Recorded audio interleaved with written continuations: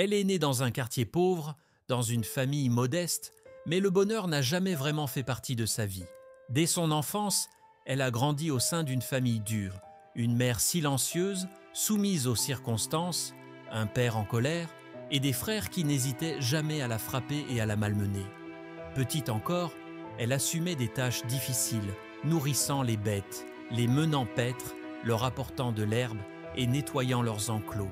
Malgré son jeune âge, sa famille exigeait toujours plus d'elle, dénigrant sans cesse ses efforts, comme si tout ce qu'elle faisait n'avait aucune valeur. L'enfant a grandi dans une ambiance étouffante, où la vie lui apparaissait grise et triste. Lorsqu'elle a commencé l'école, la situation n'a pas vraiment changé. Ses camarades se moquaient de son apparence modeste, et les enseignantes la réprimandaient constamment, l'accusant de négligence. Jamais elle n'a connu un refuge où elle aurait pu se sentir en sécurité ou encouragée. La maison était une prison, tout comme l'école, mais malgré tout, une force étrange en elle l'incitait à continuer. Peut-être gardait-elle au fond de son cœur un mince espoir d'un bonheur lointain, une petite lueur pour laquelle elle valait la peine de se battre.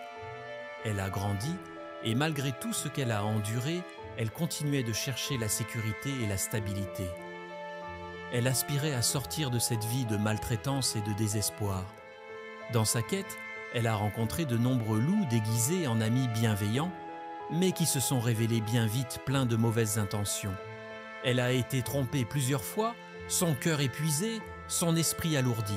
Puis, dans un moment de vulnérabilité, elle a cru trouver l'homme qui mettrait fin à ses souffrances et lui offrirait enfin la sécurité. Alors, elle a accepté de l'épouser. Mais le mariage n'a pas été ce qu'elle espérait. Sa vie est devenue encore plus lourde à porter. Son mari, censé être un soutien, est vite devenu une source supplémentaire de souffrance. Il ne s'est pas révélé être un homme sur qui elle pouvait compter. Il était irresponsable, dominant et lui retirait peu à peu toute liberté, jusqu'à ce que sa vie ressemble davantage à une prison. Pendant cette période, elle a donné naissance à 2 enfants, ses trésors les plus précieux. Et c'est alors qu'elle a compris que, quoi qu'il en coûte, elle devait sacrifier tout pour leur bien.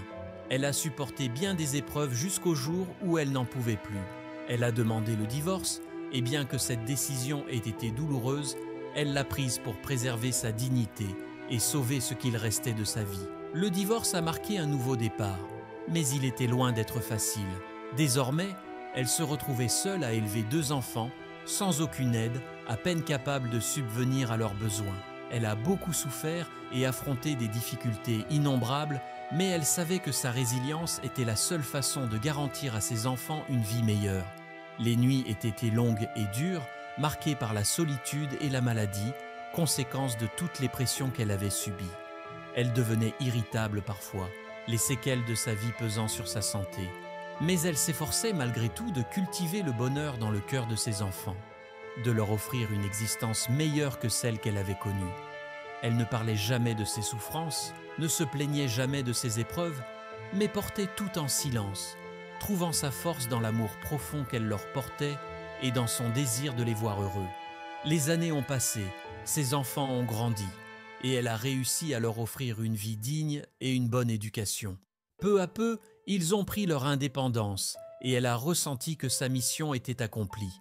Ses enfants sont partis vivre leur propre vie, lui laissant un sentiment de fierté, mais aussi un vide immense. Dans les dernières années de sa vie, elle était seule, sans personne pour l'épauler ou l'écouter, mais elle portait en elle une paix intérieure, car elle avait tout sacrifié pour ses enfants et accompli sa tâche de mère avec dignité. Ainsi, elle a quitté ce monde, discrète et en silence, laissant derrière elle le souvenir d'une femme qui avait combattu dans l'ombre. Une femme que la société voyait peut-être comme une ratée, mais qui, en réalité, était d'une force inégalée, portant sur ses épaules des montagnes sans jamais se plaindre. Cette histoire n'est pas unique. C'est celle de nombreuses femmes qui vivent en silence et en force, traversant la vie avec un courage remarquable, portant en elles des âmes indomptables malgré les blessures, et avançant, seules mais dignes, sans jamais se laisser abattre. Ainsi, cette histoire vient rappeler aux familles combien leur rôle est fondamental dans la vie de leurs enfants. L'enfance est une période où chaque mot, chaque geste, chaque soutien ou absence laisse une empreinte durable sur l'âme et le cœur de l'enfant, façonnant son avenir.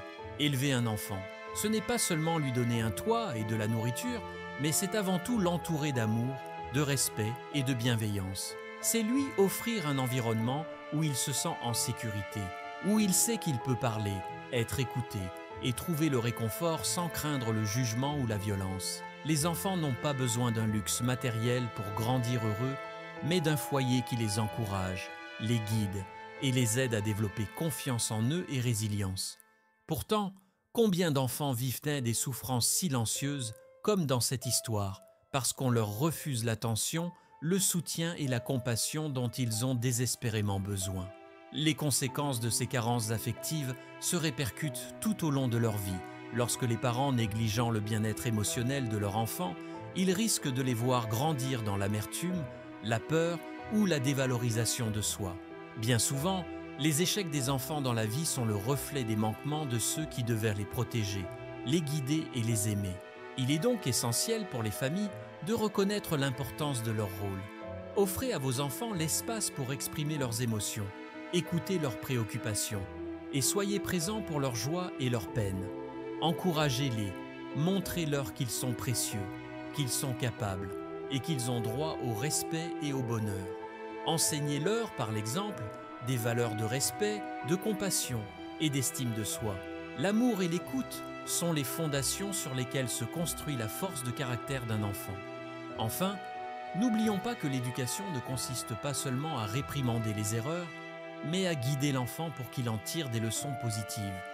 Un enfant soutenu et valorisé devient un adulte plus équilibré, plus confiant et mieux préparé à affronter les défis de la vie. Que cette histoire serve de leçon. Chaque enfant mérite de grandir dans un environnement sain, empli de respect et d'amour, car ce sont ces éléments qui lui donneront les racines solides pour s'épanouir et voler de ses propres ailes.